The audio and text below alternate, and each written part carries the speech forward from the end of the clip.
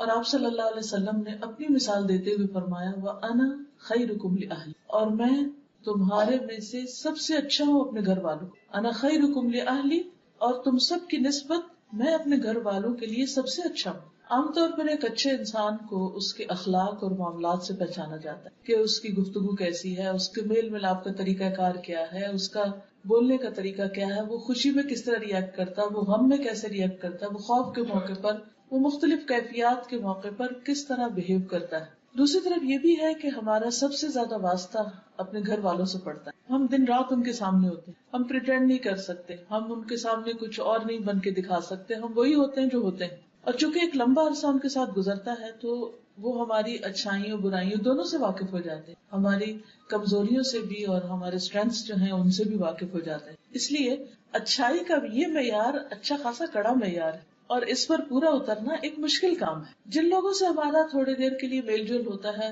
اگر ان کی کوئی بات بری بھی لگ جائے تو ہم عام طور پر درگزر کر جاتے ہیں اور کہتے ہیں تھوڑی دیر کی تو بات ہے، چلو چھوڑو جانے دو.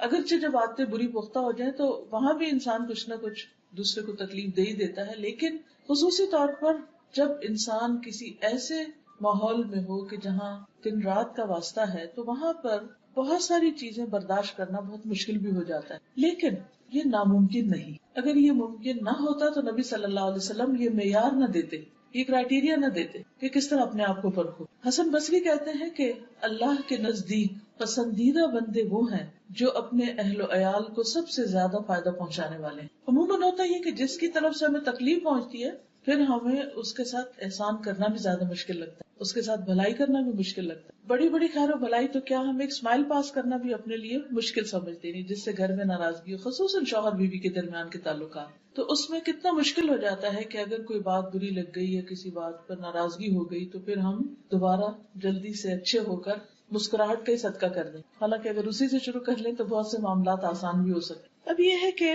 گھر والوں کے ساتھ اچھے معاملے یا ان کے حقوق کا خیال رکھنے کو سب سے بہترین اس لیے بھی بتایا گیا کہ ان کا حق ادا کرنا ہم پر فرض ہے. یعنی مرد پر فرض ہے کہ وہ اپنی بیوی کے نان نفقے کا خیال رکھے یا اس کو ایک پروٹیکشن فراہم کرے یا ایسا ماحول دے کہ جس میں وہ باعزت پرسکون زندگی بسر کر سکے. یہ شوہر کی ذمہ داریوں میں سے. اس لیے جب وہ اپنی یہ ذمہ داری پوری کرتا ہے تو اس کے لیے اجر بھی بڑھا ہے. ابن عباس کہتے ہیں کہ نبی صلی اللہ علیہ وسلم نے فرمایا تم میں سب سے بہتر وہ ہے جو اپنی بیویوں کے لیے اچھا ہے. ایک نہیں ایک سے زائد روایات ہیں کہ جس سے پتہ چلتا ہے کہ اچھائی کا معیار گھر والوں کے ساتھ اچھا ہونا ہے. اچھا ہونے کے لیے کیا کیا کرنا پڑتا ہے؟ اس میں سب سے پہلی چیز یہ ہے کہ شوہر اپنی بیوی سے محبت کرتا. محبت تو اللہ ہی دلوں میں ڈالتا ہے، لیکن کوشش بھی کرنی پڑتی. اس کوشش میں پہلی چیز یہ ہوتی ہے کہ انسان دوسرے کی اچھائیوں پر غور کرے. اس کی برائیاں، اس کی کمزوریاں اگرچہ سامنے ہوں لیکن پھر بھی ان سے آنکھ بند کر لے اور جو دوسرے کی خوبیاں ہیں ان کو سامنے رکھے تو ایک دم دل بہتر ہو جائے گا. دوسرے کے احسان کو یاد رکھے. اور پھر خصوصاً اس وقت چونکہ خواتین میرے سامنے ہیں تو اس میں شوہر کی محبت حاصل کرنے کے لیے مطالبہ یا شکوہ یا شکایتیں یا ناراضگی یا ایٹیٹیوڈ دکھانا یا موڈ آف کرنا یہ فائدہ نہیں دیتا. وہاں دل جیتنا پڑتا ہے. جہاں مرد پر لازم ہے کہ وہ اپنی بیوی سے محبت کرے، بیوی کے لیے بھی لازم ہے کہ وہ شوہر کو سب سے زیادہ امپورٹنس دے، سب سے زیادہ اہمیت دے، حتیٰ کہ شوہر کے معاملے میں والدین کی بات بھی نہ مانے. شوہر کا درجہ اتنا بڑا ہے. خرابی کہاں سے ہوتی؟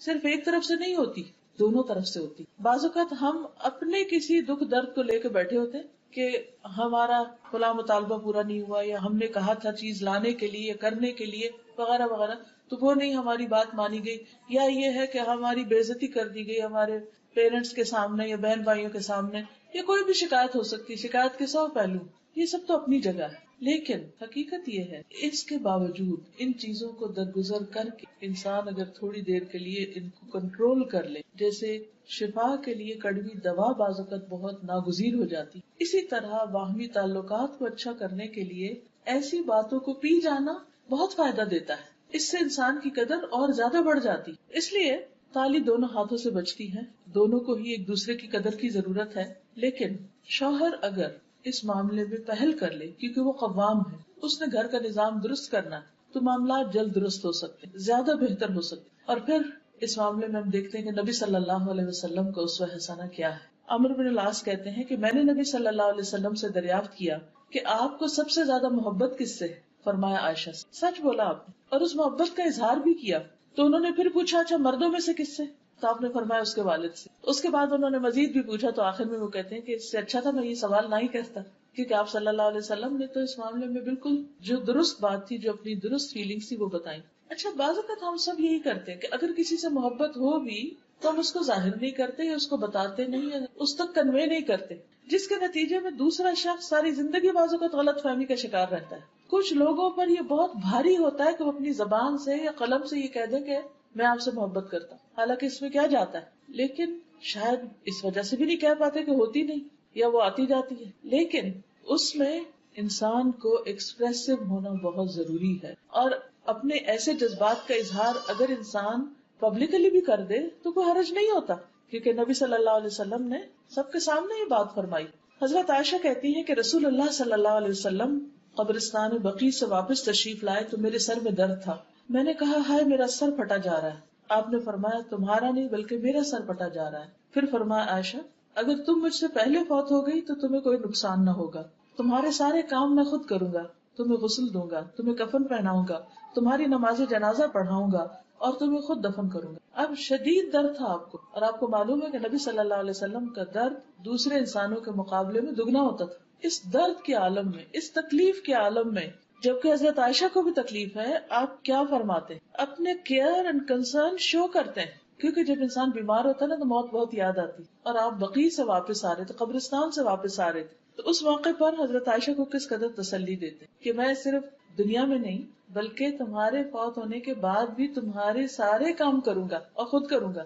یہ جملہ کتنا بہترین جملہ ہے۔ ہم لوگوں کے ہاتھ عام طور پر موت کا ذکر کرنا برا سمجھا جاتا ہے، اور اگر کوئی شوہر ان الفاظ میں محبت کا اظہار کر دے تو وہ بیوی الٹا لے گی اور کہے گی اچھا تم میرے مرنے کے انتظار میں ہو۔ بہرحال یہاں بھی آپ دیکھیے کہ الفاظ سے اظہار ہے، اور بعض اوقات صرف محبت نہیں بلکہ کیئر، کنسرن، خصوصاً اگر کوئی بیمار ہو، اگر شوہر بیمار ہو یا بیوی بیمار ہو یا تکلیف میں ہو۔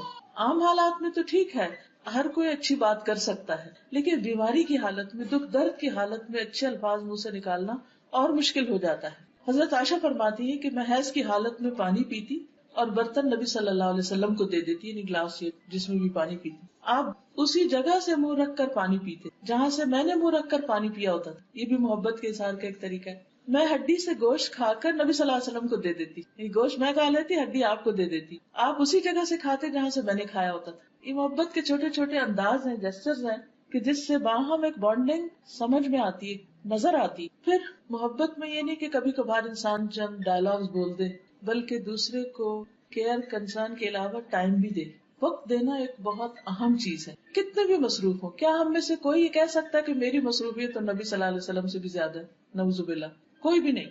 لیکن اس کے باوجود آپ دیکھیے کہ آپ صلی اللہ علیہ وسلم اپنے گھر میں وقت دیا کرتے تھے، اور آپ کی ایک سے زائد ازواج تھی، اور آپ روزانہ ہر ایک کو وزٹ کرتے۔ تھوڑی دیر کے لیے سوچئے، اگر آپ کو دن میں 9 لوگوں کے پاس جانا پڑے تو کیا حال ہو؟ جا کے ان سے صرف اتنا ہی پوچھے کہ کیا حال ہے، کیسی؟ امپاسبل۔ ایک عام انسان تو اپنا ایک گھر کا خیال نہیں کر سکتا، کیونکہ ازواج کے چیمبرز الگ الگ تھے۔ پھر اسی طرح یہ ہے کہ خوشی کے موقع پر، تفریح کے موقع پر بھی خیال رکھتے۔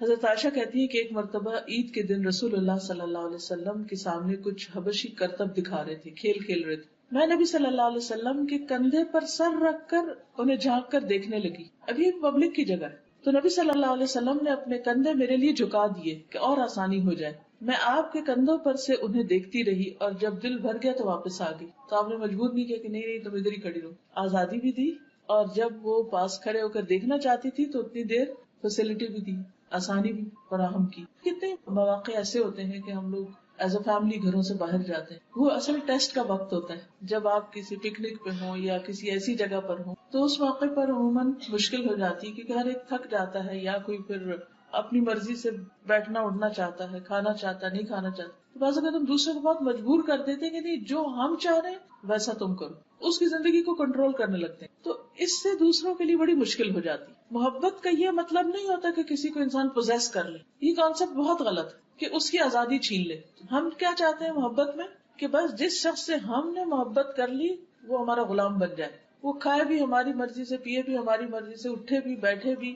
ہمیں اگر ٹی وی دیکھنا ہے تو وہ لازمی ٹی وی دیکھے، اور اگر وہ ٹی وی دیکھنے میں ساتھ نہیں دے رہا تو پھر اس کو ہم سے محبت ہی نہیں. عام طور پر مردوں کو یہی شکایت ہوتی ہے نا بیوی، ان کو اخبار کا شوق ہوتا ہے، ٹی وی کا شوق ہوتا ہے، خبروں کا ہوتا ہے، دنیا بھر کی سیاست کا ہوتا ہے. عورتوں کے ان موضوعات سے عام طور پہ دلچسپی نہیں ہوتی، تو پھر وہ بعض اوقات یہ ہوتا ہے کہ وہ کہتے ہیں کہ جی کوئی کمپیٹیبلٹی نہیں، بیوی کو کچھ سمجھ نہیں. تو اس میں مردوں کو عورتوں کی ذات یا ان کے مزاج یا ان کے خیالات یا ان کی دلچسپیوں کا لحاظ رکھنا چاہیے، جس طرح یہاں ہم دیکھتے ہیں کہ نبی صلی اللہ علیہ وسلم کا. پھر اسی طرح حضرت عائشہ کہتی ہے کہ میں گڑیوں کے ساتھ کھیلتی تھی، میری سہیلیاں بھی آ جاتی اور میرے ساتھ کھیل کود میں شریک ہو جاتی، اور جو ہی وہ رسول اللہ صلی اللہ علیہ وسلم کو آتے دیکھتی تو چھپ جاتی. آپ انہیں پھر میرے پاس بھیج دیتے کہ وہ میرے ساتھ کھیلنے لگتی. اور آپ دیکھیے کہ کس قدر خیال رکھا جا رہا ہے بیوی کے شوق کا، کیونکہ حضرت عائشہ کم عمر تھی، اگرچہ وہ میچور بھی تھی، بہت سمجھدار تھی، بہت ذہین تھی، بہت سی باتیں بہت بچپن میں سیکھ گئی تھی، لیکن اس کے باوجود ابھی وہ بچی ہی تھی. آپ نے دیکھا ہوگا نا کئی بچے بہت چھوٹی عمر میں قرآن حفظ کر لیتے ہیں اور بہت سمجھدار اور میچور ہو جاتے ہیں، لیکن وہ اپنا کام بھی کرتے ہیں اور پھر تھوڑی دیر کے بعد کھیل کود میں بھی لگ جاتے ہیں. تو ہم ان سے کیا ایکسپیکٹ کرتے ہیں کہ بس اب یہ ہر چیز بڑوں کی طرح بہیو کرے؟ نہیں، ضروری نہیں ہوتا، کیونکہ ہر ایج کے کچھ تقاضے ہوتے ہیں، کچھ پسند اور ناپسند ہوتی، کچھ انسانی ضروریات ہوتی. نبی صلی اللہ علیہ وسلم سے بڑھ کر کون حکمت والا تھا اور کون نفس شناس تھا اور کون انسانوں کی ضروریات کا خیال رکھنے والا تھا، اور وہ اپنے گھر میں کیسے نہ رکھتے. ظاہر شوہر باہر سے آتا ہے تو وہ کیا چاہتا ہے کہ بیوی اس کو توجہ دے، بیوی اس میں دلچسپی لے، لیکن آپ آ کر بیوی کی دلچسپی کو دیکھ رہے ہیں کہ اس وقت وہ کھیل رہی ہے، اس کی دوستیں پاس ہیں تو وہ ان کو پاس ہونا چاہیے. اس سے ایک یہ بھی پتہ چلتا ہے کہ ایک عورت کو عام طور پر اپنی سہیلیوں میں، اپنی کلاس میٹس کے ساتھ، اپنی ہم عمر لڑکیوں کے ساتھ بات چیت گفتگو میں زیادہ مزہ آتا ہے بعض اوقات، یا وہ کہیں جانا چاہتی ہے یا کوئی سہیلی آنا چاہتی ہے. تو بہت دفعہ شادی کے بعد گھروں میں لڑائی جھگڑے اس لیے بھی ہو جاتے ہیں کہ شوہر ان کو کہیں جانے نہیں دیتے، کسی سے بات نہیں کرنے دیتے. اتفاق سے آج ہی ایک خاتون میرے پاس آئی ہوئی تھی تو کہنے لگی کہ میرے میاں شادی کے بعد 2 سال تک وہ نہ مجھے کہیں جانے دیتے، نہ فون پہ کسی سے بات کرنے دیتے. تو مجھے لگتا کہ میں تو پاگل ہو جاؤں گی، یعنی کہ کسی فیمیل فرینڈ کو بھی نہیں آنے دیتے. بعض اوقات ایسا بھی ہوتا ہے کہ خصوصاً اگر بچیاں باہر کے ملک میں شادی ہو کر جائیں، وہ بھی باہر سے ہی آئیں گی، وہاں نہ رشتے دار ہوتے ہیں، نہ کوئی اور جان پہچان کے لوگ ساتھ، آس پاس بھی نان مسلمز بعض اوقات نیبرہڈ میں ہوتے ہیں، ان کے کلچر میں بہت فرق ہوتا ہے، ان سے ملنا جلنا مشکل ہوتا ہے. انسان کی فطرت میں ہے کہ وہ دوسروں کے ساتھ گھلے ملے، مل جل کے رہے، دوسروں کے ساتھ میل ملاقات اس کا رہے، کیونکہ مردوں کے لیے تو باہر بہت سا ایکسپوجر ہوتا ہے، اور کچھ نہیں تو 5 وقت اگر وہ مسجد نماز پڑھنے جاتے ہیں تو وہیں اپنی بہت سی باتیں شیئر کر لیتے ہیں. تو اسی طرح خواتین کو بھی ضرورت ہوتی ہے کہ وہ اپنی ہم جنس خواتین کے ساتھ گفتگو کریں، کیونکہ عموماً عورتیں زیادہ بولتی. بعض تحقیقات سے یہ بات پتہ چلتی کہ ایک عورت کو دن میں کم از کم 70,000 لفظ بولنے ہوتے جب جا کے اس کی سیٹسفیکشن ہوتی. اب جب تک وہ بول نہیں چکتی تو وہ چپ نہیں بیٹھ سکتی، اس سے بولنا ہے کسی. مرد عموماً خاموش طبع ہوتے ہیں، ایکسیپشنل کیسز الگ ہیں. اب جب مرد گھر میں آتے ہیں تو وہ تو بولتے نہیں ہیں، اب وہ سارے دن کے انتظار میں بیٹھی، شوہر گھر ہے، شوہر آئے گا، کھانا کھائے گا، وہ اخبار اٹھائے گا، سو جائے گا، اس کو تو اتنی باتیں نہیں آتی. اور اگر وہ باہر کی شیئر بھی کرے گا تو وہ بیوی کی دلچسپی کی نہیں. تو یہ عورت کی ایک بہت فطری ضرورت ہے کہ وہ اپنی جیسی، اپنی پسند کی، اپنے مزاج سہیلیوں کے ساتھ بات چیت کرے، کیونکہ وہ کپڑے کی بھی کرے گی، زیور کی بھی کرے گی، ریسیپی شیئر کرے گی، وہ بچوں کے مختلف مسئلے مسائل بھی ڈسکس کرے گی، اور اس سے اس کی مینٹل گروتھ ہوتی ہے، میچورٹی ہوتی ہے. اس کے کام کی نوعیت کے اعتبار سے اس کی یہ ضرورت ہوتی ہے. تو جو شوہر اپنی بیویوں کو ہر طرف سے بند کر لیتے ہیں، اپنے ہی کنٹرول میں رکھتے ہیں، حتیٰ کہ بعض اوقات ماں باپ سے بھی نہیں ملنے دیتے، یہاں تک بھی ظلم دیکھا گیا ہے، خاص روک دیا جاتا ہے کہ نہیں ماں باپ سے بھی نہیں ملنا. تو اب کیا ہوتا ہے، بیوی کا نروس بریک ڈاؤن ہوتا ہے، اس پہ فٹس پڑنے لگتے ہیں، وہ بیمار ہونے لگتی ہے، وہ ڈپریشن میں آنے لگتی ہے، اور اس سے اور معاملات خراب ہوتے ہیں. اس لیے ہر معاملے میں اعتدال ضروری ہے. اور کوئی بھی خاتون کسی خاتون سے صرف شوہر کی یا سسرال کی برائیاں کرنے کے لیے دوستی کر لے، ٹھیک ہے، عموماً تو یہی ہوتا ہے نا کہ اٹھایا فون اور کہا آج ساس نے یہ کیا، فلاں نے یہ کیا، فلاں نے یہ کیا. یہ بھی انتہائی غلط ہے، یہ رویہ بھی سخت ناپسندیدہ ہے. تو دونوں ہی طرف سے اعتدال ضروری ہے. پھر اسی طرح نبی صلی اللہ علیہ وسلم اس حد تک خیال رکھتے تھے کہ کبھی کبھار دوڑ بھی لگاتے تھے حضرت عائشہ کے ساتھ. حضرت عائشہ کہتی ہے کہ وہ ایک سفر میں نبی صلی اللہ علیہ وسلم کے ساتھ تھی، میں نے آپ کے ساتھ پیدل دوڑ لگائی اور میں جیت گئی، پھر میرا جسم بھاری ہو گیا کچھ، میں نے آپ کے ساتھ پھر دوڑ لگائی، اس مرتبہ آپ جیت گئے. تو آپ نے فرمایا آج کی یہ جیت پچھلی ہار کا بدلہ ہے، یعنی میں نے بدلہ لے لیا. مذاق میں کہا. تو اب آپ دیکھیے کہ آج کے دور میں کوئی بھی مذہبی شخص یا دیندار شخص، اس سے یہ توقع نہیں کی جا سکتی کہ وہ اپنی بیوی کے ساتھ کہیں دوڑ لگائے یا کسی کھیل میں شریک ہو یا اس کو کھیل دکھائے.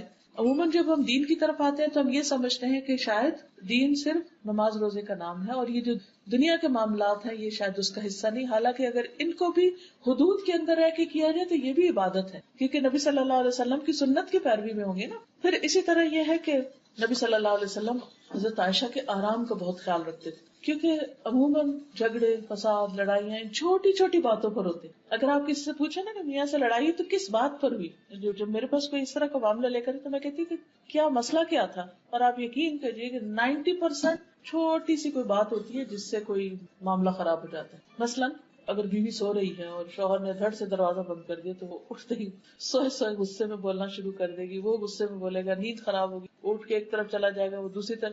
تو یہ چھوٹے چھوٹے لڑائی جھگڑے جو ہیں یہ گھر کے ماحول کو خراب کر دیتے. حضرت عائشہ کہتی ہیں کہ نبی صلی اللہ علیہ وسلم میرے پاس میری باری کی رات میں تھے. آپ نے کروٹ لی اور اپنی چادر اوڑھ لی اور جوتے اتارے اور ان کو اپنے پاؤں کے پاس رکھ دیا اور اپنی چادر کا کنارہ اپنے بستر پر بچھایا اور لیٹ گئے.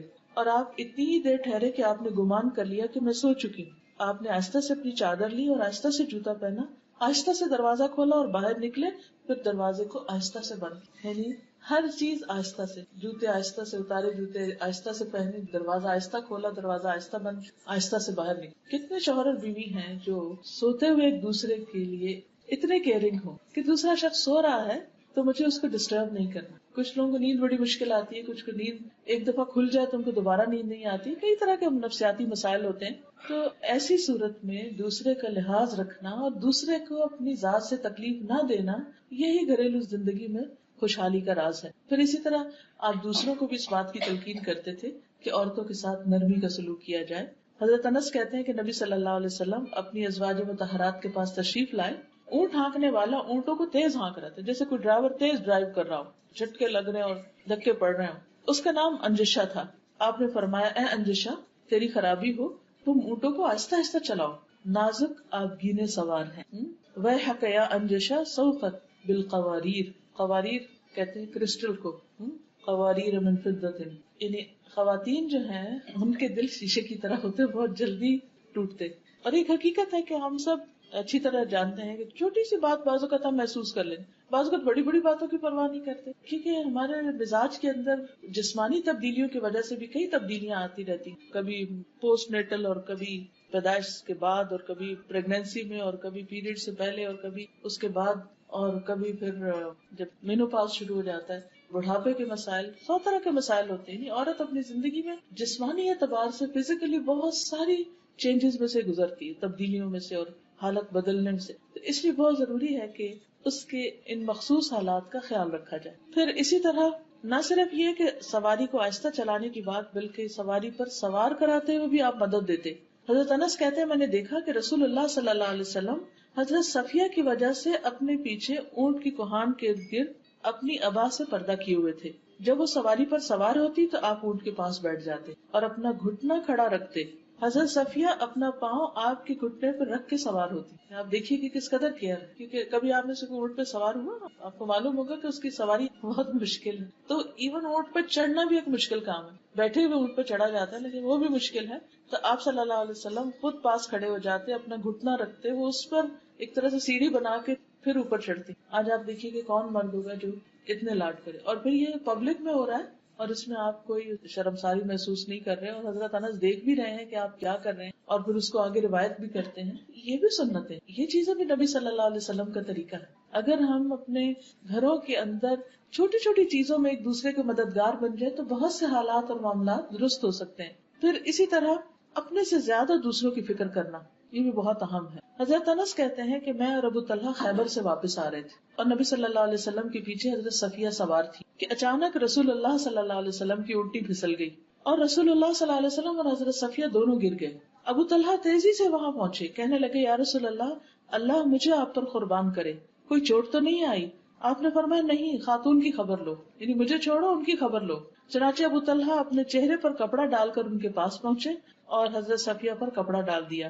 اس کے بعد سواری کو دوبارہ تیار کیا، پھر ہم سب سوار ہو گئے. پھر اسی طرح اہم مواقع پر آپ مشورہ بھی لیتے تھے، جیسے صلح حدیبیہ کے موقع پر حضرت ام سلمہ کے مشورے سے آپ نے اپنا احرام کھولا اور باقی صحابہ نے پھر آپ کو دیکھ کر احرام کھولا، کیونکہ آپ اس وقت بہت ڈسہارٹنڈ تھے کہ آپ نے جب لوگوں سے کہا کہ تم اب اپنے احرام کھول دو، ہم عمرے کے لیے نہیں جا سکتے، تو کوئی اپنی جگہ سے نہیں ہلا، کیونکہ کوئی ذہنی طور پہ تیار ہی نہیں تھا کہ اتنے 100 میل سے آئے ہیں ہم عمرہ کرنے اور عمرہ کیے بغیر ہم واپس کیسے جائیں. لیکن حضرت ام سلمہ کے پاس جب آپ نے جا کر لوگوں کے یہ طرز عمل بیان کیا تو انہوں نے مشورہ دیا کہ آپ شروع کر لیجئے، آپ کو دیکھ کے باقی بھی کر لیں گے، اور واقعی ایسا ہوا اور ایک بہت سنگین معاملہ جو تھا وہ آسان ہو گیا، حل ہو گیا. پھر اسی طرح یہ ہے کہ نبی صلی اللہ علیہ وسلم جب آخری عمر میں بیمار ہوتے ہیں تو اس بیماری میں بھی اپنی ازواج کا خیال رکھتے ہیں. ہشام اپنے والد عروہ سے روایت کرتے ہیں کہ رسول اللہ صلی اللہ علیہ وسلم اپنے مرض الموت میں بھی ازواج مطہرات کی باری کی پابندی کرتے تھے. البتہ یہ دریافت فرماتے کہ کل مجھے کہاں ٹھہرنا ہے، کل کو میں کہاں ہوں گا، کیونکہ آپ حضرت عائشہ کی باری کی خواہش مند تھے. حضرت عائشہ فرماتی ہیں کہ جب میرے یہاں قیام کا دن آیا تو آپ کو سکون ہو گیا، کیونکہ شاید اللہ کی طرف سے یہ حکم تھا کہ آپ وہیں پر ہی فوت ہوں گے اور وہیں پر دفنائے جائیں گے، اور پھر اللہ تعالیٰ نے ان کو یہ سعادت بخشنی تھی. بہرحال پھر اسی طرح یہ ہے کہ جب آپ بیمار تھے تو اس سے پہلے رات کو سوتے وقت کا جو عمل ہے کہ اپنے ہاتھوں پر تینوں کل پڑھ کر سارے جسم پر خود انسان دم کرے، ہمیں سارے کو کرنا چاہیے، کیونکہ سوتے ہوئے انسان اپنے آپ سے بھی غافل، کوئی چیز آ کے کاٹ نہ جائے یا کوئی چیز آ کے نقصان نہ دے، تو وہ ایک طرح سے پوری حفاظت ہو جاتی. تو جب نبی صلی اللہ علیہ وسلم بیمار ہوئے تو آپ حضرت عائشہ کو کہتے کہ وہ پڑھیں یا وہ آپ کے اوپر ہاتھ پھیرے. حضرت عائشہ کہتی ہیں کہ نبی صلی اللہ علیہ وسلم اپنے گھر کے بعض بیماروں پر یہ دعا پڑھ کر دم کرتے اور اپنا دانا ہاتھ پھیرتے: اے اللہ، لوگوں کو پالنے والے، تکلیف کو دور کر دے، اسے شفا دے، تو ہی شفا دینے والا ہے، تیری شفا کے سوا کوئی شفا نہیں، ایسی شفا کہ کسی قسم کی بیماری نہ رہ جائے. اب اس سے یہ پتا چلتا ہے کہ آپ اپنے گھر والوں کے اوپر بیماری کے وقت میں ہاتھ پھیر کر دم کیا کرتے. اس کا کیا فائدہ ہے؟ کیونکہ جو بیمار ہوتا ہے وہ ایک طرح سے اپنے آپ کو تنہا محسوس کرتا ہے، تکلیف میں محسوس کرتا ہے، تو ہاتھ کا جو ٹچ ہے اور ہاتھ پھیرنا جو ہے اس کے اوپر، یہ اس کے لیے باعث تسکین ہوتا ہے. حضرت عائشہ ہی کہتی ہے کہ رسول اللہ صلی اللہ علیہ وسلم کے گھر والوں میں سے جب کوئی بیمار ہوتا تو آپ معوذات پڑھ کر اس پر پھونک مارتے. پھر اسی طرح آپ گھر والوں کے لیے دعا بھی کرتے. حضرت عائشہ کہتی ہے کہ میں نے رسول اللہ صلی اللہ علیہ وسلم کو خوش طبیعت دیکھ کر کہا: اے اللہ کے رسول صلی اللہ علیہ وسلم، میرے لیے اللہ تعالیٰ سے دعا کر دی، یعنی آپ میرے حق میں کوئی دعا کریں. آپ نے فرمایا: اے اللہ، عائشہ کے پہلے اور پچھلے اور اعلانیہ اور مخفی سب گناہ بخش دے. اور خوشی سے عائشہ رضی اللہ تعالیٰ عنہا نے پھر ہنسنا شروع کر دیا، یہاں تک کہ ان کا سر حضور صلی اللہ علیہ وسلم کی گود میں جا پڑا. یعنی اس دعا سے وہ اتنی خوش ہوئی. اچھا، بعض اوقات گھر والے ہم سے کوئی چھوٹی سی چیز کا مطالبہ کرتے ہیں اور ہم اتنے بزی ہوتے ہیں کہ ہم بات بھی نہیں سنتے، اور خصوصاً جیسے بچے ہوتے ہیں نا کہ وہ کہتے ہیں کہ 1 منٹ کی بات، 1 منٹ، کہتے جاؤ جاؤ ابھی نہیں وقت، پھر آنا. وہ چھوٹا سا کام کہتے کرتے ہم کہتے ہیں ابھی کام یاد آیا آپ کو، ابھی تو مجھے یہ کرنا ہے، ہم تنگ آتے ہیں. تو ٹھیک ہے، جب سٹریس ہو تو کسی کو نہیں کو مطالبہ کسی کام کا کرنا چاہیے، لیکن ایک دوسرے کے لیے سامنے دعا کرنا، بول کے دعا کرنا، ایک دوسرے کے ساتھ ایک تعلق کو شو کرتا ہے. پھر اسی طرح حضرت عائشہ کہتی ہیں کہ رسول اللہ صلی اللہ علیہ وسلم نے حضرت فاطمہ کا ذکر کیا تو میں نے ان کے بارے میں کوئی بات کہی. اس پر آپ نے فرمایا: کیا تم اس پر راضی نہیں کہ تم دنیا اور آخرت میں میری بیوی رہو؟ حضرت عائشہ نے عرض کیا: کیوں نہیں؟ آپ نے فرمایا: تم دنیا اور آخرت میں میری بیوی. پھر اپنے بعد ان کے لیے فکر مند ہوتے تھے. حضرت عائشہ کہتی ہے کہ رسول اللہ صلی اللہ علیہ وسلم اپنی بیویوں سے فرماتے کہ اپنے بعد مجھے تمہارے معاملات کی فکر پریشان کرتی کہ جب میں دنیا میں نہیں ہوں گا، چونکہ وہ دوبارہ شادی بھی نہیں کر سکتی تھی اور اکثر کے والدین بھی نہیں تھے، اور حضرت ام سلمہ کی اولاد تھی لیکن باقی سب کی تو اولاد نہیں تھی، تو انہیں فکر ہوتی تھی کہ ان کو کون لک آفٹر کرے گا. فرمایا: اور تم پر صبر کرنے والے ہی صبر کریں گے، یعنی تمہارے ساتھ اچھا سلوک کریں گے. لیکن ہم دیکھتے ہیں کہ ایک کے بعد ایک ازواج مطہرات نیکی کے کام کرتے، خیر اور بھلائی کے ساتھ وقت گزار کے دنیا سے رخصت ہوئی. پھر یہ کہ آپ اپنی ازواج کا نان نفقے کا خیال رکھتے تھے. حضرت عمر کہتے ہیں کہ بنو نذیر کے باغات وغیرہ ان اموال میں سے تھے جن کو اللہ تعالیٰ نے اپنے رسول کو بغیر لڑے دے دیا تھا. یہ اموال خاص طور سے رسول اللہ صلی اللہ علیہ وسلم کے تھے، جن میں سے آپ اپنی ازواج مطہرات کو سالانہ نفقہ کے طور پر بھی دیتے اور باقی ہتھیار اور گھوڑوں پہ خرچ کرتے تاکہ اللہ کے راستے میں جہاد کے لیے ہر وقت تیاری رہے. یعنی جو آپ کا مال تھا اس میں سے آپ نے سب کا باقاعدہ ایک طرح سے نفقہ مقرر کر رکھا تھا. تو اس سے ہی پتہ چلتا ہے کہ شوہر چاہے بیوی کو روزانہ کچھ دے، چاہے ہفتہ وار دے، چاہے مہینے میں دے، چاہے سال میں دے، کچھ بھی دے، لیکن اس کی ذمہ داری ہے کہ وہ بیوی کی ضروریات کا خیال رکھے، اور اس میں کھانے کپڑے کے علاوہ بھی اس کی اپنی پسند سے کوئی چیز لینے کے لیے بھی اس کو اجازت دے. داؤد بن قیس کہتے ہیں کہ میں نے ازواج نبی کے حجروں کو دیکھا، یہ کھجور کی چھڑیوں کے تھے، گھاس وغیرہ سے ڈھکے ہوئے تھے، اور میرا خیال ہے کہ حجرے کی چوڑائی دروازے سے دیوار تک 6-7 ہاتھ ہوگی، لمبائی اندر سے 10 ہاتھ اور بلندی 7 اور 8 کے مابین یا اسی کے قریب، بس اتنے گھر تھے۔ پھر اسی طرح گھر والوں کے لیے اچھا ہونے کا مطلب صرف یہ نہیں کہ ان کو عیاشی کرائی جائے یا ان کے ساتھ صرف اچھا اخلاق برتا جائے، بلکہ ان کے ساتھ اچھا ہونے کا مطلب یہ کہ ان کی آخرت کی بھی فکر ہو۔ بعض اوقات ہم ان کی دنیا کا اتنا خیال رکھنے لگتے ہیں کہ پھر ان کی آخرت بھول جاتے ہیں۔ تو حقیقی خیر خواہ اور مخلص اپنے بچوں کا، اپنی بیوی کا وہی ہو سکتا ہے جو ان کی آخرت کی فکر کرے۔ ہم سب کو بھی اپنا اپنا جائزہ لینا چاہیے کہ ہم اپنے بچوں کی یا گھر والوں کی دنیا کے لیے تو بہت غمگین ہوتے ہیں، اس کی تو بہت فکر کرتے ہیں، لیکن عام طور پر آخرت کے بارے میں غافل ہو جاتے ہیں کہ وہ کس طرف جا رہے ہیں۔ اور کیوں؟ ہم کہتے ہیں یہ مائنڈ کریں گے، یہ برا نہ مان جائیں۔ اگر شادی شدہ اولاد ہو تو ہم کہتے ہیں کہ ہم سے میل ملاپ ہی نہ ختم کر دیں، آنا ہی نہ چھوڑ دیں، تو اس لیے ہم ان کو نصیحت نہ کریں، بس ٹھیک ہے جس حال میں ہمیں اپنی شکل دکھاتے رہیں۔ نہیں، وہ ناراض ہو یا خوش ہوں، کچھ بھی ہوں، ان کی آخرت کی فکر کرنا ضروری ہے، لازم ہے، چھوٹے بھی ہوں تب بھی، بڑے بھی ہوں تب بھی، عمر کے ہر حصے میں ضروری۔ اور اس کے لیے آپ دیکھیں کہ نبی صلی اللہ علیہ وسلم نے جہاں نان نفقہ مقرر کیا وہاں گھر والوں کو قناعت کی عادت بھی ڈالی اور اس کے ساتھ جائز فرمائشوں کو پورا بھی کیا۔ حضرت جابر کہتے ہیں کہ رسول اللہ صلی اللہ علیہ وسلم نرم دل آدمی تھے۔ حضرت عائشہ جب بھی آپ سے کسی چیز کی فرمائش کرتی تو آپ اس کو پورا کر دیتے تھے۔ اب دوسری طرف یہ یاد رکھیے کہ حضرت عائشہ کی فرمائشیں کوئی ناجائز نہیں ہوتی تھی۔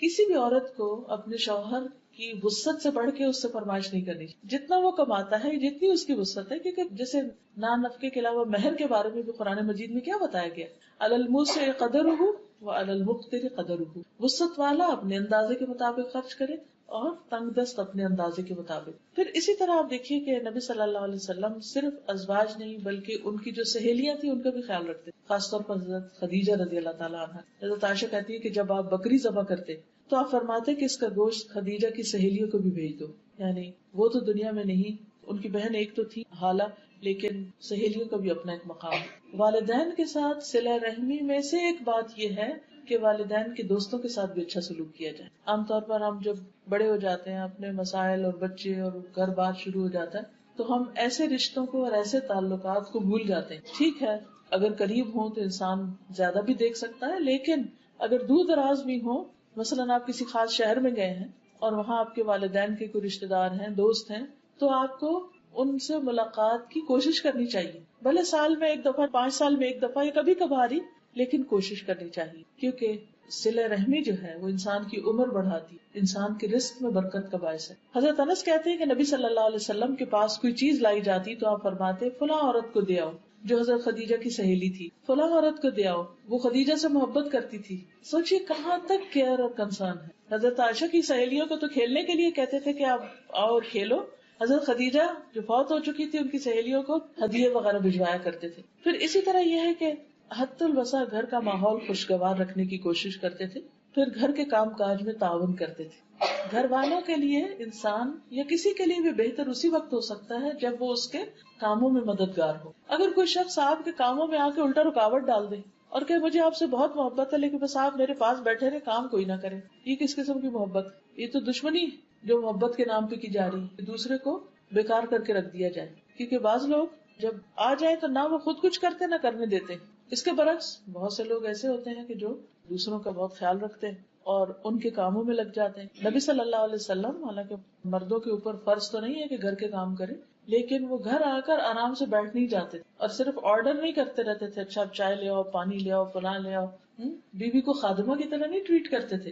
اسود کہتے ہیں کہ میں نے حضرت عائشہ سے پوچھا نبی صلی اللہ علیہ وسلم اپنے گھر میں کیا کیا کرتے تھے؟ انہوں نے کہا آپ اپنے گھر کے کام کاج یعنی گھر والوں کی خدمت کیا کرتے تھے، اور جب نماز کا وقت ہوتا تو فوراً کام چھوڑ کر نماز کے لیے چلے جاتے۔ آپ دیکھیے کہ کچھ چیزیں ایسی ہوتی ہیں کہ جو کسی محبت بڑھانے یا اچھے تعلقات کے لیے، اچھے بول، کھانا پینا مہیا کرنا، دوست احباب کے ساتھ میل جول، سوشلائزنگ، یہ سب چیزیں بھی، لیکن اس کے ساتھ ساتھ جو بہت اہم بات ہے کہ ضرورت کے وقت مدد بھی۔ ہمارے یہاں تو اگر کوئی مرد گھر میں تھوڑا سا بھی کام کرے تو وہ زن مرید کہلانے لگتا ہے، یا پھر وہ کرتا ہی نہیں ہے کہ دوسرے کہیں گے کہ دیکھو ہم اپنے گھر میں تو نہیں کرتا تھا، بیوی آئی تو سب کام کرنے، کیونکہ کئی دفعہ لڑکے ماں باپ تو فار گرانٹیڈ لیتے ہیں. اور ماں باپ کی محبت بھی ایسی ہوتی ہے، کہتے ہیں اچھا تم بیٹھو میں خود ہی کر لوں. لیکن جب انسان کی شادی ہوتی ہے تو پھر ذمہ داریاں بیٹی کی بھی بڑھ جاتی ہیں، بیٹے کی بھی بڑھ جاتی ہیں. تو ایسی صورت میں اگر وہ اپنی کسی ذمہ داری کو پورا کرنے کے لیے بچے کو اٹھا لیا یا بیوی کا کوئی کام کر دیا یا اس کو باہر کہیں لے گیا یا اس کا کوئی خیال رکھا،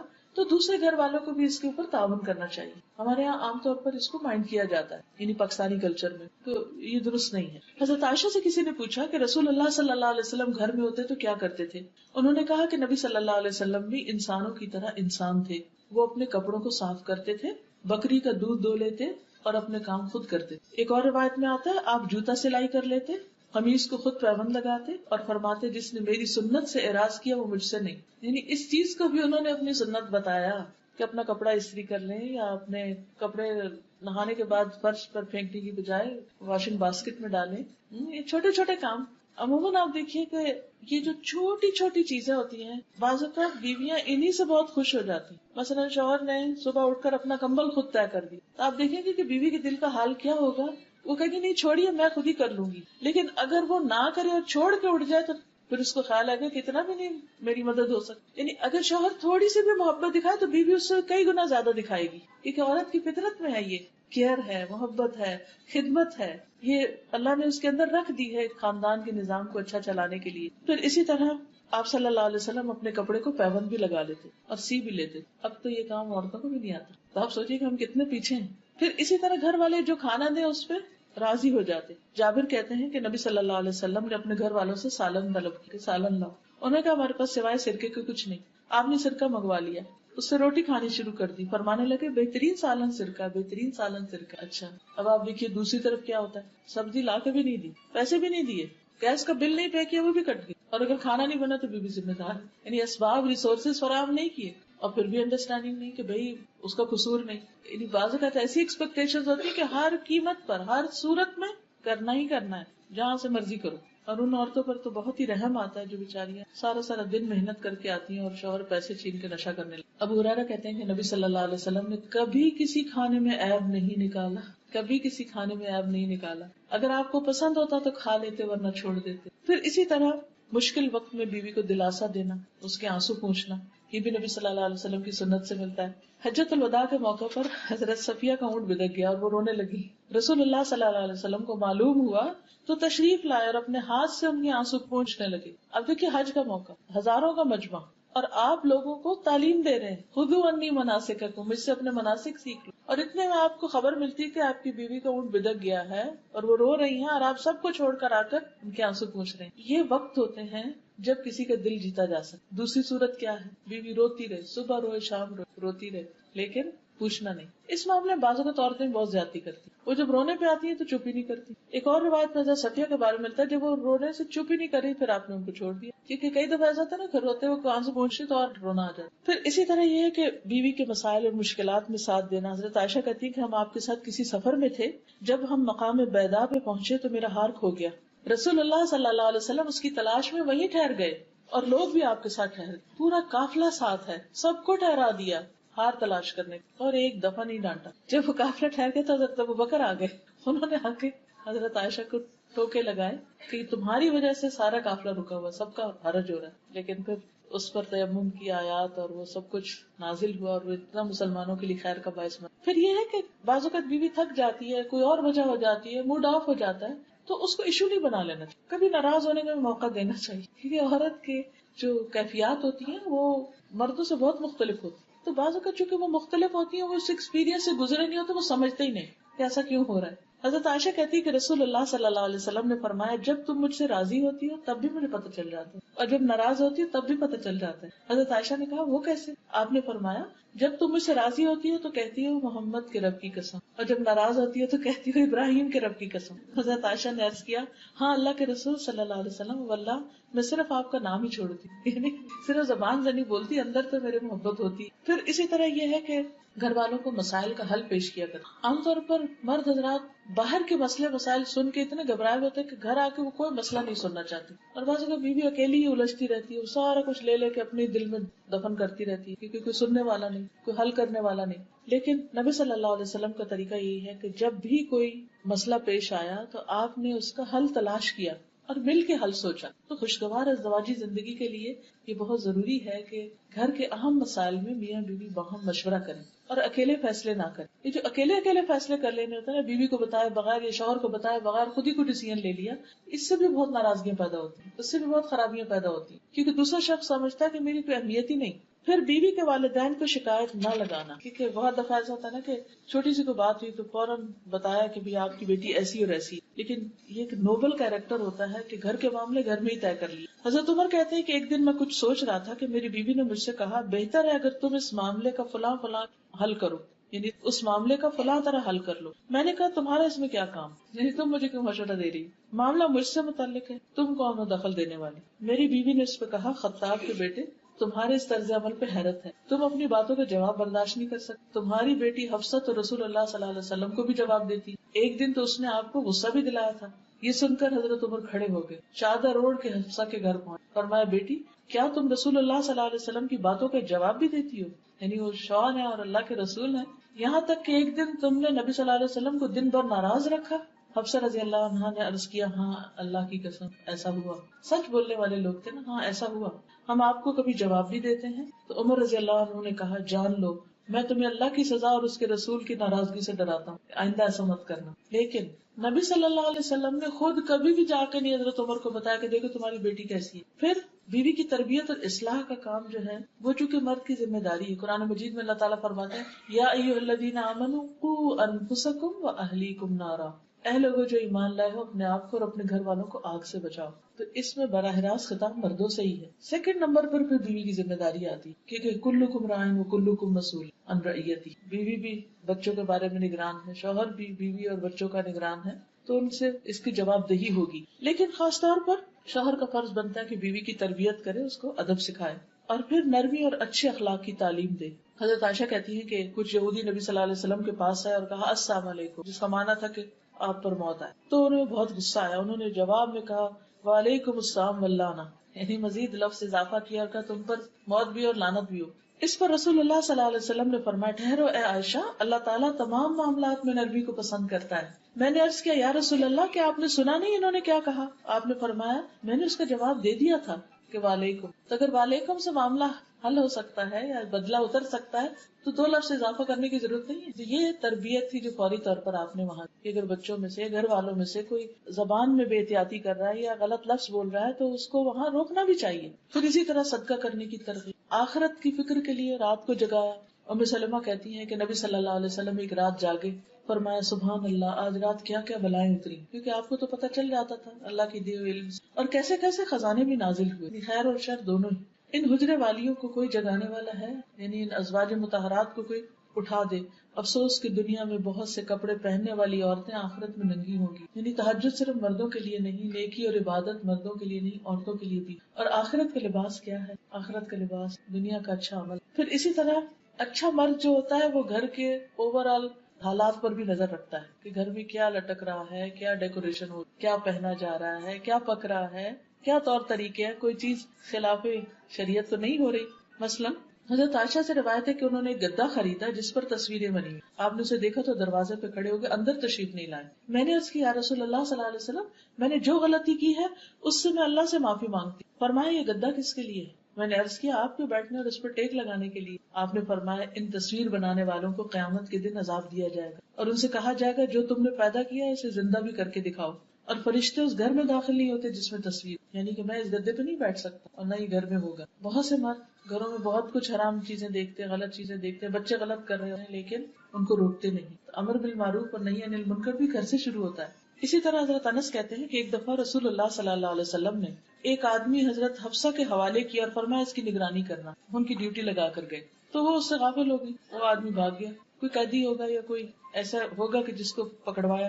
نبی صلی اللہ علیہ وسلم واپس تشریف لائے، پوچھا حفصہ اس آدمی کا کیا ہوا؟ انہوں نے کہا یا رسول اللہ صلی اللہ علیہ وسلم میں غافل ہوگی اور وہ بھاگ گیا. نبی صلی اللہ علیہ وسلم نے فرمایا تمہارے ہاتھ ٹوٹ جائیں، یعنی کہ غصے میں آیا آپ. نبی صلی اللہ علیہ وسلم کے جانے کے بعد انہوں نے اپنے ہاتھ اونچے کر لیے. تھوڑی دیر بعد نبی صلی اللہ علیہ وسلم آئے تو پوچھا حفصہ تمہیں کیا ہوا، یہ ہاتھوں کو ایسے کیوں کیا ہوا؟ انہوں نے کہا یا رسول اللہ صلی اللہ علیہ وسلم آپ نے کچھ دیر پہلے مجھ سے ایسے اور ایسے کہا تھا کہ تمہارے ہاتھ ٹوٹ جائیں. آپ نے فرمایا اپنے ہاتھ کھول لو، میں نے اللہ سے یہ کہہ رکھا ہے کہ میں اپنی امت میں سے جس کسی کو بھی کوئی بد دعا دوں وہ اس کے حق میں مغفرت کا سبب بنا دے، یعنی اس پر لگے نہیں ہوئے. کیا رحمت. پھر اسی طرح غلط کام پر صرف ناراض نہیں ہوئے بلکہ کفارہ بھی بتایا. حضرت عائشہ کہتی ہے کہ صفیہ رضی اللہ تعالیٰ عنہا نے حضور صلی اللہ علیہ وسلم کی خدمت پہ کھانا بھیجا جبکہ وہ حضرت عائشہ کی باری تھی. حضرت عائشہ کے گھر میں تھے آپ، حضرت صفیہ نے کھانا بھیجا. انہوں نے جب لونڈی کو دیکھا تو غصے سے کانپنے لگی کہ یہ کیوں کھانا آیا ہوں. تو کہتی یہاں تک کہ میں نے غصے میں برتن توڑ دیا. رسول اللہ صلی اللہ علیہ وسلم نے میری طرف دیکھا تو مجھے آپ کے چہرے پر غصے کے آثار نظر آئے کہ یہ کیا کیا ہے. میں نے کہا میں اللہ کے رسول صلی اللہ علیہ وسلم سے اللہ کی پناہ میں آتی، یعنی اللہ کے رسول کی غصے سے اللہ کی پناہ میں آتی کہ وہ آج مجھ پر لعنت کرے یا مجھے کوئی برا بھلا کرے. پھر میں نے عرض کیا اللہ کے رسول صلی اللہ علیہ وسلم اس کا کفارہ کیا؟ فرمایا برتن جیسا برتن، کھانے جیسا کھانا. اب کھانا بناؤ اور برتن لو اور اس میں ڈال کے واپس کرو. پھر اسی طرح کسی کو تسلی دیتے، کسی کو سرزنش کرتے. حضرت انس کہتے ہیں کہ حضرت حفصہ نے حضرت صفیہ کو یہودی کی بیٹی کہا. حضرت صفیہ سن کے رونے لگی. نبی صلی اللہ علیہ وسلم تشریف لائے تو حضرت صفیہ رو رہی تھی. پوچھا صفیہ کیوں رو رہی؟ انہوں نے عرض کیا حفصہ نے مجھے کہا کہ میں یہودی کی بیٹی. نبی صلی اللہ علیہ وسلم نے فرمایا تم تو نبی کی بیٹی ہو، تمہارے چچا بھی نبی ہیں اور تم نبی کی بیوی بھی ہو، آخر وہ کس بات پر تم سے فخر کرتی؟ پھر آپ نے فرمایا حفصہ اللہ سے ڈرو. آپ نے نبی کی بیٹی کس طرح کا؟ حضرت موسیٰ کی اولاد میں سے تھے، اور ہارون چچا، اور نبی کی بیوی یعنی خود حضور صلی اللہ علیہ وسلم، یعنی تمہاری شان اور تمہارا درجہ تو بڑا ہے. پھر اسی طرح یہ ہے کہ ایک اچھا شوہر اور اچھا خامن جو ہوتا ہے وہ بچوں کے لیے بھی اچھا ہوتا ہے اور بچوں کے ساتھ شفقت اور محبت کو سلوک کرتا ہے. بعض اگر میاں لوگ تھکے ہوئے آتے ہیں گھر میں، اگر شور ہو تو ڈانٹ ڈپٹ سے کام لیتے، اس سے بچے اور زیادہ باپ سے دور ہو جاتے. وہ یہ دیکھتے ہیں کہ باپ آتا ہے تو ماں بھی کہتی چپ ہو جاؤ، سارے سہم کے بیٹھ جاتے ہیں اور گھر میں ایک عجیب سی فضا پیدا ہو جاتی. لیکن اس کے برعکس نبی صلی اللہ علیہ وسلم بچوں کے ساتھ شفقت اور محبت کا سلوک کیا کرتے تھے. ابو ہریرہ کہتے ہیں کہ رسول اللہ صلی اللہ علیہ وسلم نے حسن بن علی کو بوسہ دیا. آپ کے پاس اقرا بیٹھے ہوئے تھے، کہنے لگے کہ میرے 10 بیٹے، میں نے کسی کو بوسہ نہیں دیا. تو آپ نے ان کی طرف دیکھا اور فرمایا جو رحم نہیں کرتا اللہ اس پر رحم بھی نہیں. یعنی آپ بچوں کو اٹھاتے، پیار کرتے، ساتھ لگاتے، چومتے. ام سلمہ کی بیٹی تھی زینب، تو آپ ان کو زینب زینب کہا کرتے، یعنی تصغیر کے ساتھ پیار سے بلاتے. پھر بچوں کی عزت بھی کیا کرتے تو ان کو رسپیکٹ دیتے. ام المومنین حضرت عائشہ کہتی ہے کہ میں نے عادات، چال چلن اور بات چیت میں سب سے زیادہ مشابہ حضرت فاطمہ کو پایا. نبی صلی اللہ علیہ وسلم بہت زیادہ آپ سے ریزمبل کرتے، چلنے میں، بیٹھنے میں، لین دین میں، ہاتھ کے اشاروں میں. جب وہ آپ کے پاس آتی آپ ان کے لیے کھڑے ہو جاتے، بیٹی کے لیے کھڑے ہو جاتے، ان کا ہاتھ پکڑتے، انہیں بوسہ دیتے، انہیں اپنی جگہ بٹھاتے. جب آپ ان کے یہاں جاتے تو وہ اٹھ کر آپ کی طرف بڑھتی تھی، آپ کا ہاتھ پکڑتی، بوسہ دیتی اور آپ کو اپنی جگہ بٹھاتی. یہ تھا باپ بیٹی میں محبت کا تعلق. آج آپ دیکھیے کہ ہمارے گھروں میں کیا واقعی بیٹیوں کے ساتھ ایسا سلوک کیا جاتا ہے؟ یا امت کے مرد بھی اپنی بیٹیوں کے ساتھ یہ سلوک کر؟ اگر نہیں تو فکر کی بات، کیونکہ یہ بھی آپ کی محبت کی شرط ہے کہ آپ کے طور طریقے بھی اختیار کیے جائیں. پھر نمازیوں کو کندھے پہ چڑھا لیتے. حضرت امامہ کے بارے میں آتا ہے، حضرت زینب کی بیٹی تھی. آپ نماز میں ہوتے تو ان کو بٹھا لیتے اپنے کندھے پر، رکوع پہ جاتے تو اتار دیتے، جب کھڑے ہوتے پھر چڑھا لیتے. حالانکہ آپ امامت کر رہے ہوتے تھے. بچے نماز کی حالت میں آپ کی پشت پہ سوار ہو جاتے اور آپ اپنا سجدہ لمبا کر دیتے تھے جب تک وہ اٹھتے نہیں تھے. بڑے بچوں کو بھی پیار سے اپنی چادر کے نیچے گھسا لیتے تھے. جیسے ایک دفعہ آپ نے حضرت حسن حسین کو چھپایا اور حضرت علی آیا تو آپ نے ان کے اوپر بھی اپنا کپڑا کر دیا. لیکن اس کے ساتھ ساتھ ان کو ادب بھی سکھاتے، یعنی صرف پیار ہی نہیں، لاڈ ہی نہیں، بلکہ تمیز بھی سکھائی. حضرت عمر بن ابی سلمہ کہتے ہیں کہ میں بچہ تھا اور میں آپ کی پرورش میں تھا، تو میں جب کھانا کھاتا تو سارے برتن ہاتھ گھماتا تو آپ فرماتے کہ بسم اللہ پڑھ کے کھاؤ، اپنے آگے سے کھاؤ اور دائیں ہاتھ سے کھاؤ. یعنی بچے اگر کھانے کی میز پر بدتمیزی کر رہے ہیں یا صحیح سے نہیں کھا رہے تو صرف ماں کا فرض نہیں کہ بیچاری کانشیس ہو کے اور تکلیف اٹھائے اور بار بار وہ اس کی اصلاح کرے، بلکہ باپ کو بھی اس وقت اپنا رول پلے کرنا چاہیے. پھر اسی طرح یہ کہ حلال حرام کی تمیز. حضرت حسن نے ایک مرتبہ کھجور اپنے منہ میں لے لی تھی تو آپ